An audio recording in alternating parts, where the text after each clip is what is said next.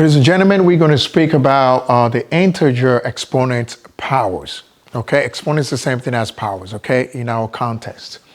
And this is all about how do we manipulate, the power rules, how we divide, multiply, add, subtract, and all of those things. So we have some of these formulas that we need to keep in mind as we're working on them, okay, that we have here.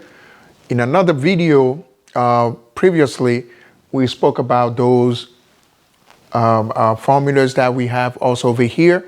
So you can check, that video and see what we have there as well. But we're going to repeat some of them here. So when we have a negative power we call the x, for example, a base, okay, base. So the base is x with a power negative n. So we cannot leave negative power in our final answers here, ladies and gentlemen. So we have to keep that in mind all the time that we're working on exponent rules. So to make it a positive, the only thing we got to do is just to move it down. Okay, I just, put it that way. So when we move it down, there is an invisible one that has to be claimed on the top of the fraction. So we have 1 over x power n. Okay?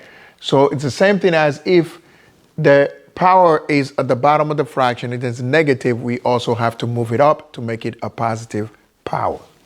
Now, a base with power 0 is automatically equals to 1. Okay? So any base, it could be a variable or it could be a number, power 0 equals to 1. If we have x with a power inside parentheses and another power outside the parentheses, we have to multiply the two powers in order to get to the answer. Okay? When we have a base with a power times the same base with either the same power or another power, that means we have that same base because the same base, and then we add the powers together. All right? So this is what this one represents. And then last but not least, on our list here, we have x power m over x power n. So what we have to do is to subtract them up. So it's m minus n, and that's what we do. Okay? So these are in a nutshell what we really, need to know about these rules here. Of course, we have more to it, but these already will help you to move forward. So let's see what we have here. The first question, which is x power 15 over x power 4. So because we have x power 15 over x power 4, so this one is division here. So that means we are actually looking at this one here, okay? It will happen where we're going to be using at least 2 of them or even 3 of them in one problem, okay? So whenever we see them, we will see it, we know it, notice it. So this is x power 15 over x power 4. So what are we going to do? Following this rule here, this will be x then 15 minus 4. Okay? And then we end up with x power 11. And that's that. Okay? Nothing more, nothing less to these kind of problems here. Okay? Very simple, easy ones. So as we progress, we'll see how more involved these problems can be. Now, let's take the second question here. This is a power 21 over a power 26. So this is a power 21 over a power 26. So basically this one here, same thing. So we want to then apply the formula here. So that would give us what? That would give us then a power 21 minus 26. So this one is a power 21 minus 26. So that would give us what? That would give us a power negative 5. All right? So 21 minus 26 is negative 5. So that is a power negative 5. And then, as we have a power negative 5, what can we do? Because remember, we cannot leave a negative answer as an exponent in your final answer. We don't do that.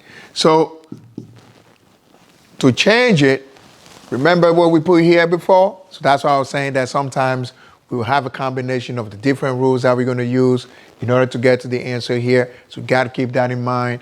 So this one is going to be then, it's going down. So there'll be 1 on the top over a power positive, 5. Now, if sometimes you ask yourself the question to know, where did that 1 even come from, okay? Because I can tell some of you guys already have that question. So the 1 can be also being perceived as, because any variable always has an invisible 1 in front of it, correct? So when then you take this 1 and then you move it down to make it a positive, what is left? That same 1 is left. That's the reason why we have the 1 there. So you can always explain that to yourself or your classmates, or send them to me so I can explain, this to them. All right? Sounds good? All right, cool. So let's go to the third question here. So we have 3 power 16 over 3 power 19. So this is division still, so no problem. So we go ahead and we say this is 3, 16 minus 19. All right? As per the rule here, correct? We good? And then this is 3. So what is 16 minus 19? It's negative 3. All right? Negative 3. And like we said before, you cannot just leave it as negative 3 there, because if you choose, for example, to operate on this one, so some people can make that common mistake that a lot of people will make is, first of all, there's one answer that they're going to give, which is totally wrong, is 3 times negative 3. And that will give you negative 9. Or they can say 3 power negative 3 by saying 3 times 3 times 3, which is 9 times 3, which is 27. So that they would say that's negative 27. That is also wrong. So let's take a look at this one here. So we're going to do the same thing. Then it's 1 power 3 power positive 3. Same concept here. Nothing different. Same concept here. So it's 1 over 3 power 3. And then, because this one is a number, and then we can calculate it. It's not like a very large number where we would need a calculator. So in cases where you are not using your calculator, and I'm telling you, you don't need your calculators for these ones, right? So what are you going to do? It's going to be 1 over positive 27. So you can stop here. Okay, you don't need to divide 1 by 27 and get 0 point whatever, unless the problem states so, okay? All right, everybody, so this is it, so when you're dividing, these are the operations that you're going to see a lot when you're doing the division, when you're dealing with integer exponent powers, okay, with, some of these bases, okay?